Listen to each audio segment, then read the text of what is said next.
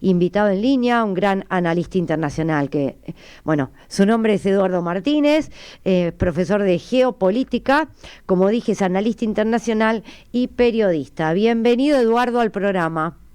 Un placer. Muchas gracias por tu tiempo. No sé si te escucho bien. Es el primer programa en vivo y olvidé ponerme los auriculares. No ahí estoy. Con razón, sentí algo tan raro. Mil disculpas. Bueno, como mencioné recién, íbamos a tratar el tema del conflicto entre Rusia y Ucrania. Y para empezar, quería que cuentes a los oyentes qué pasó, cómo llegamos a esto. A ver, para que se entienda rápidamente, sí. Ucrania tuvo durante muchos años y hasta el 2014 un gobierno que era absolutamente prorruso, de alguna manera, ¿no? Ese gobierno prácticamente respondía a casi todas los pedidos de Moscú. En el 2014 derrocan al presidente que había sido elegido en el 2010, gana Yanukovych, que es el presidente anterior a Zelensky, que hizo un giro de 180 grados. Dijo que no quería estar más aliado con Moscú, sino quería, pensemos que Ucrania es el país más pobre de Europa, dijo, bueno, quiero meterme en la Unión Europea, tratar de hacerlo crecer, y quiero meterme en la OTAN, ¿no? Algo que también era discutible en ese momento. La OTAN le había ofrecido entrar en el 2008, eso no pudo ser en ese momento porque Ucrania tenía un problema legal, ¿no? El problema legal era que su constitución no le habilitaba para meterse en esas alianzas internacionales, por lo cual entró en un proceso de debate y demás. Ya con el nuevo presidente Zelensky, en el 2019 pueden cambiar la Constitución y nos habilita como para entrar a la Unión Europea, a la OTAN, a lo que necesitaran.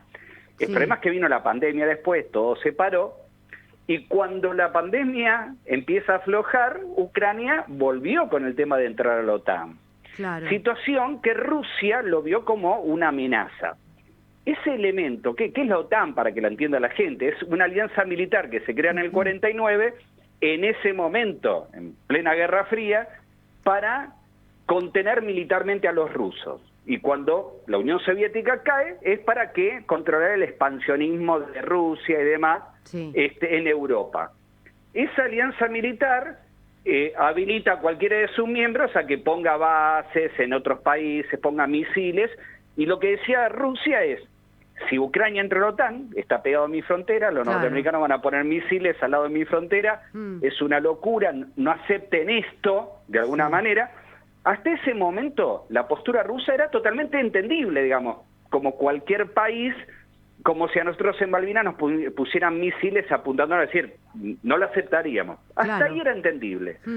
Rusia avanza sobre Ucrania en una invasión sangrienta, despiadada, sin ningún tipo de justificación, no aceptando la integridad territorial ucraniana, y está pasando esto. Rusia avanza, la OTAN, que fue creada para que no avance Rusia, no hace nada.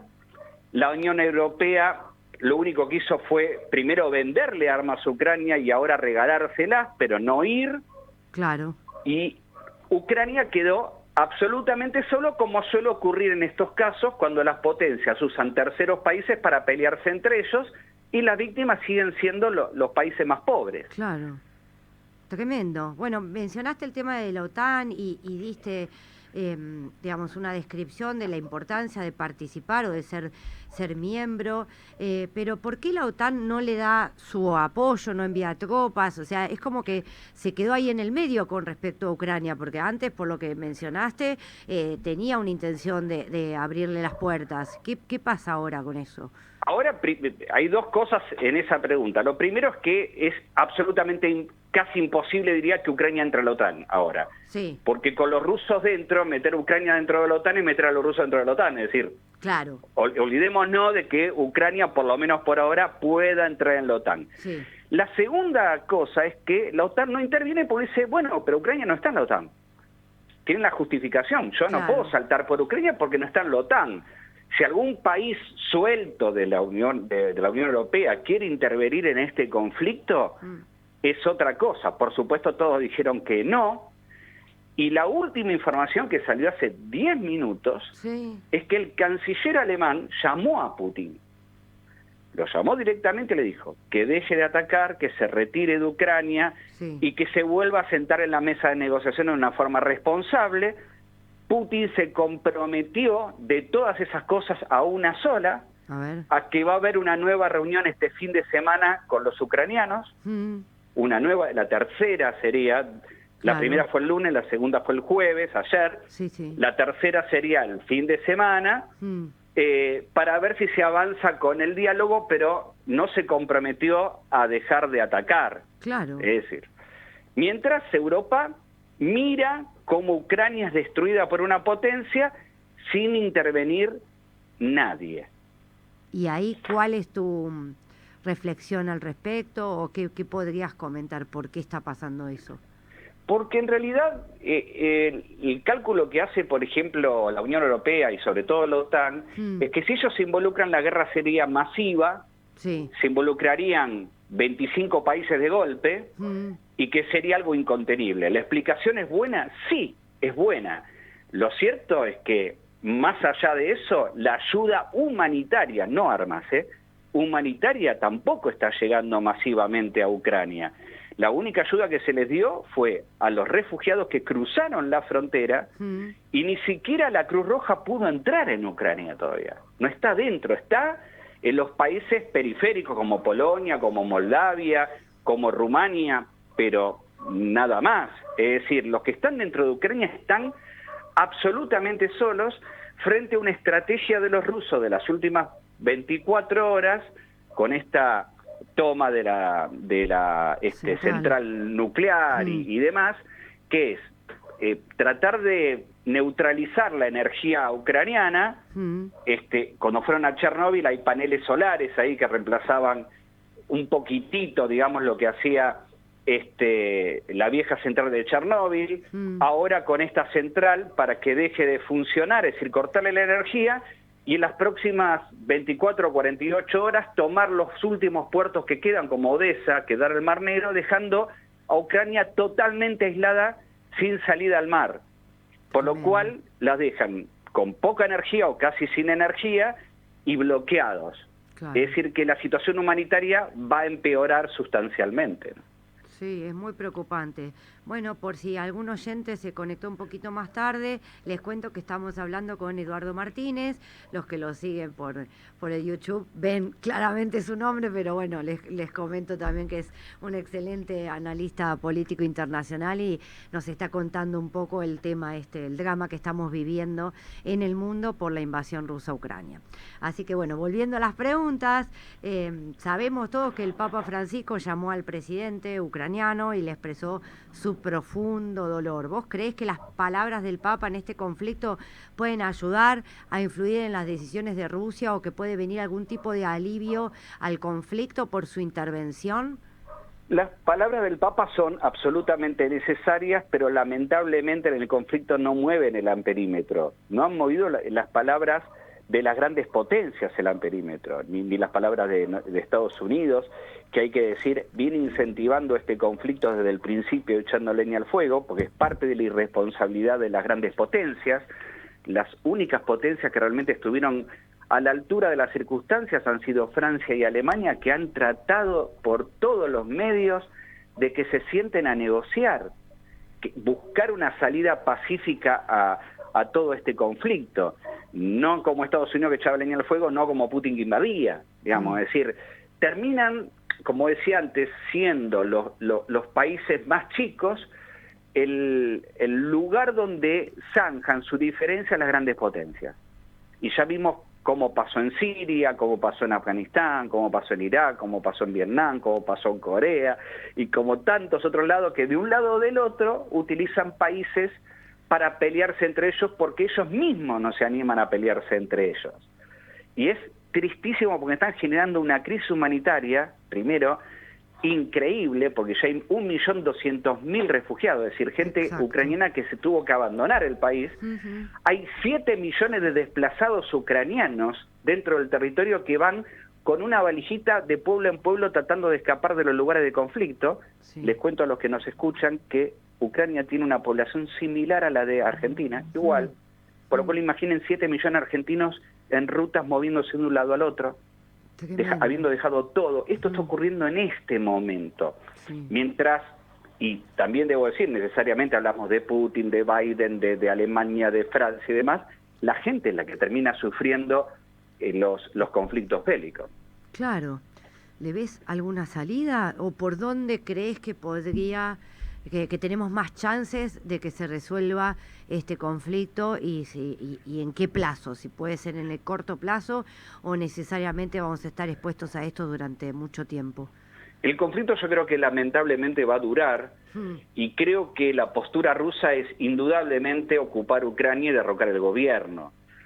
En ese caso extremo, hay que ver cuál va a ser el comportamiento del resto de los países europeos, si van a quedarse mirando simplemente o haciendo embargos económicos que dañan a Rusia, pero que lo dañan a un largo plazo, no a un muy corto. Es decir, los cambios, los impactos económicos Rusia lo va a tener en los próximos meses, pero los meses corren y la gente muere, por lo cual hay que ver si Rusia sigue avanzando en esto, cuál va a ser la actitud del resto de los países, sobre todo de la órbita europea, si esto se va a permitir, o si por lo menos hay un momento de racionalidad en Putin de ir hacia atrás y con todo el poderío que tiene desplegado dentro de Ucrania, sentarse a negociar por lo menos desde otro lugar de poder, pero sentarse a negociar y parar el conflicto. Por ahora depende mucho de lo que salgan las próximas conversaciones y si esto, si la escalada o el detenimiento del conflicto, para qué lado va a ir justamente esta guerra, ¿no? Claro. Bueno, Eduardo, te hago la última pregunta. ¿Qué pensás vos de estas decisiones, digamos, en el campo del deporte, de eliminar a los deportistas rusos de las competencias internacionales, sea en tenis, fútbol? ¿Vos creés que está bien, que corresponde? ¿Cuál es tu opinión al respecto? Yo creo que hay que hacer diferenciaciones. Me parece que eliminar a los deportistas o cerrar la difusión de canales que tiene que ver con censura periodística no es algo que me guste, no es algo que yo esté de acuerdo. Por ejemplo, Rusia viene haciendo eso sistemáticamente y debo decir también que Zelensky, el presidente de Ucrania, antes de este conflicto, cerró 5 canales. Es decir, no me gusta, no importa quién lo haga, es decir, no está bien. Ahora, otra cosa es las competencias que se tienen que desarrollar dentro del territorio ruso, como por ejemplo la Fórmula 1 o demás, que ahí ya no hay garantizada seguridad ni de desplazamientos, ni que sean esos contingentes europeos atacados por alguien, por lo cual esas sanciones en esos casos dentro del territorio ruso son entendibles, pero bloquear el sueño de algunos deportistas que a veces ni siquiera tienen afinidad política con su propio presidente, me parece sí que es una desmesura, ¿no? Sí, claro, yo lo escuchaba hoy a Schwarzman hablar respecto de la eliminación, o sea, corrieron a Rusia de la Copa Davis y los deportistas rusos, o sea, los tenistas habían expresado explícitamente que estaban en contra de esta guerra. Entonces él no entendía por qué lo sacaron, justamente vos hablaste de sueños y demás, son personas y si no están en contra digamos, mejor dicho, si están en contra de la guerra, no parecía como la mejor decisión, ¿no? No, absolutamente de acuerdo. Me parece que hay que diferenciar aquellas competencias que son dentro del territorio ruso, que compiten europeos y que no están garantizadas las condiciones, por ejemplo, de seguridad para todos esos contingentes, y otra cosa es la sanción a deportistas individualmente, que es meterlos en una política que ellos no están pensando. Ellos soñaron toda su vida con competir y llegar a determinado lugar, y que, como repito, muchas veces ni siquiera están de acuerdo con su propio presidente. Me parece que en ese punto, como cerrar la emisión de canales rusos, por ejemplo, hacia el exterior, tampoco me parece bien, digamos, no es la forma de encarar la situación, porque también es como que delata el miedo de que otros escuchen otras voces, y que sabemos que les están mintiendo, pero por lo menos saber qué les dicen. Es decir, toda esa posibilidad se corta cuando nosotros generamos una censura de ese tipo de medios de la misma forma que Rusia lo hizo con un montón de medios occidentales en los últimos años. Es como tomar la misma postura, situación que a mí nunca me ha gustado, ¿no? Claro, bueno, muy bien. Muchas gracias, Eduardo, por tu tiempo, por participar del primer bloque y del primer bloque del programa en vivo que volvimos y con cambio de horario. Así que Un enorme placer y mucha suerte. gracias, gracias. Estamos en contacto. Bueno, y ya tenemos en línea a nuestra segunda invitada.